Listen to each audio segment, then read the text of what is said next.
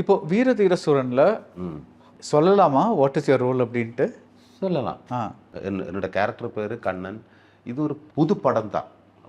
அது என்னென்னா, இப்போ சாதாரணமாக தமிழ் ஃபிலிம் இல்லைங்க சாதாரண ஃபிலிமில் வந்து ஃபஸ்ட்டு ஹீரோ இன்ட்ரோ, இப்போ ஹீரோயின் இன்ட்ரோ, அதுக்கப்புறம் ஒரு சாங்கு, அதுக்கப்புறம் கதை ஆரம்பிச்சிடும் ஒரு 10-15 மினிட்ஸ்க்குள்ளே. പക്ഷേ இந்த மூவியில் கதை கேட்டதுக்கப்புறம்னா இது சூப்பராக இருக்குது. ஆனால் ஃபஸ்ட்டு ஷோட்டில் வந்து வீரசூரையில் ஃபஸ்ட்டு ஷோட்டில் வந்து கதை ஆரம்பிச்சிடும். அது ஒரு வெரைட்டி.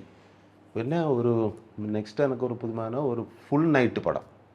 ஒரு 90% ஃபுல் நைட்டு தான். அப்போ அது ஒரு வெரைட்டியாக இருக்குது. சூப்பர்.